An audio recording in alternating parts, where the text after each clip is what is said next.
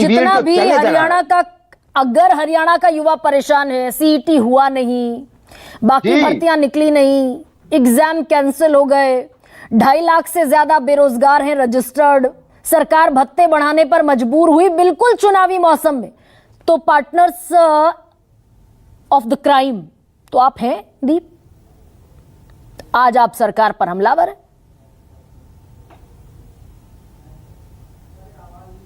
Unmute करना पड़ेगा दीप, please unmute yourself.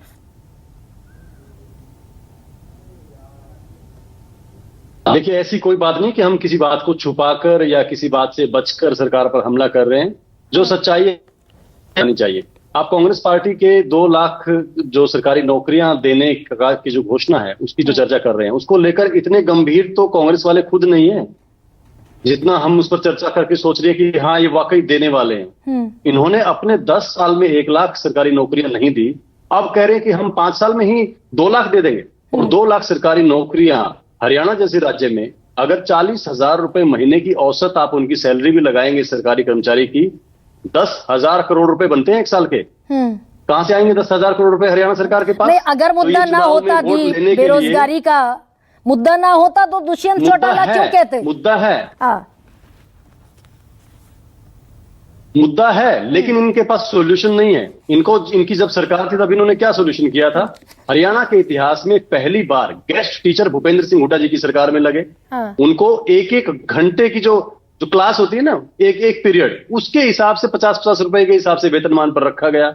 16,000 इन्होंने सरकारी टीचर जो पक्के लगाने चाहिए थे उनको गेस्ट टीचर लगाया। और उनके आंदोलन हुए, उसमें एक गेस्ट टीचर को गोली लगी भूपेंद्र सिंह हुड्डा के शहर में। और उसके अलावा यहां से इंडस्ट्री का जो हाल था उस वक्त, मारुति ने पहली बार मारुति के इतिहास में, देश के इतिहास में, गुड़गांव मानेसर से बाहर निकलकर गुजरात में जाने की बात कही भूपेंद्र सिंह हुड्डा जी की सरकार के वक्त। और हमारी जब सरकार आई तो वही मारुति दुनिया का सबसे बड़ा गाड़ी बनाने का कारखाना खरखोदा में लगा रही है। 10 लाख गाड़ियां भूल जाते हैं कि आप, हालांकि आज की तारीख में तो पाला बदल गया। दुष्यंत चौटाला बीजेपी पर हमलावर हैं नौकरी के मुद्दे पर, लेकिन भूल जाते हैं आपकी सीईटी आपकी सरकार में 2022 में हुआ, 23 में नहीं हुआ, 24 में अब तक नहीं हुआ। 6 महीने पहले विड्रॉ किया ना आपने सपोर्ट अपना। 2022 में ग्रुप 56 की भर्तियां निकली, पेपर लीक हो गया, एग्जाम आज तक नहीं हुआ। 7 अगस्त को माफ कीजिए, हरियाणा पुलिस की भर्ती होनी थी, पेपर लीक हो गया, कैंसिल हो गया।